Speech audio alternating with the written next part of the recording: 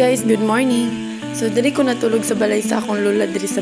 So pagbangon ako, akong unang gibuhat is nang hipos ako daan sa akong giningdaan.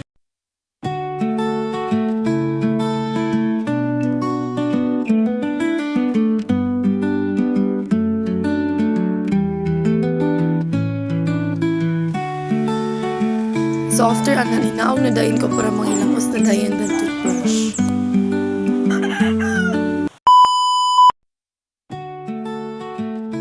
Tapos nangapi dayon ko, then chika-chika ginagmay. So after dayon, isa ka na din ko sa taas para mag-start na dayon ng limpyo sa tanawang view.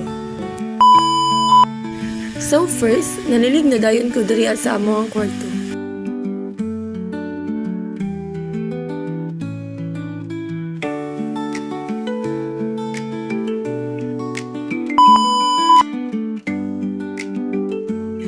Uman ako sa kwarto, nandiri na dayon ko sa gawas sa kwarto. Inaadid dira akong mga igagaw akong ispo.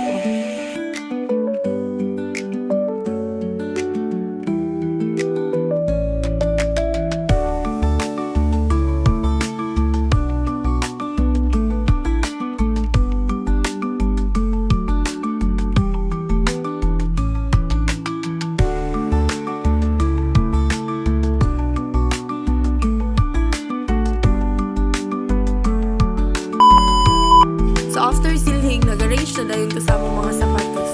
O tanawa ko yung gagaw o magsamok-samok na sila. So diri nanilhing na pud kuno kay grabe ka abong tas ng mga chanilas o mga sapatos. Nalasad sa kilid na bunon pud na ang labakon niya. So dara na pud akong igagaw magtabang-tabang daw siya.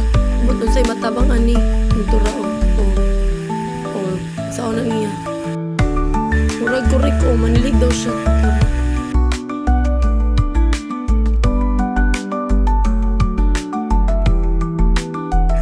Siya na magbinugoy diri tan-awar ron. Ambot ani nga bata ambot ug mahuman ba ko nig video jud tawa.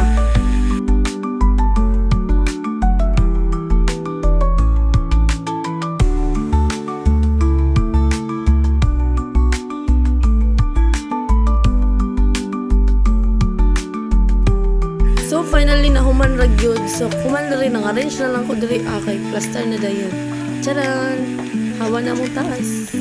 Wala na yung sapatos nga nagkalat. So nagpadayon na lang po ko diri sa ubos kay pa man ako nahipos sa mga basura na tagak man ang uban.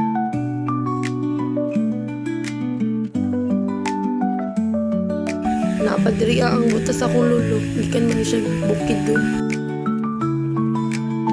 Arrange na dayon. Tulo kayo sa kay gagaw.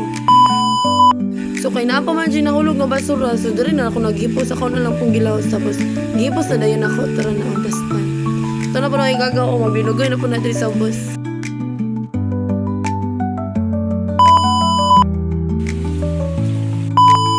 So last dyan ako gibuhat ko rin nga adlaw is mga laba.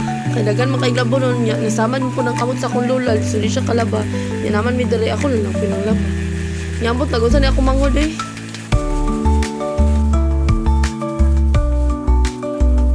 So wasos na dayon. After dayon, charan! Nahangar na. Kumay nang laba siya na, hugas na yun. Pag uman sa tanan, isa ka na kong taas kay nangapi na dayon ko kay perti kapugnaw diri sa bukidoy. So, mauna to tanan guys. Bye!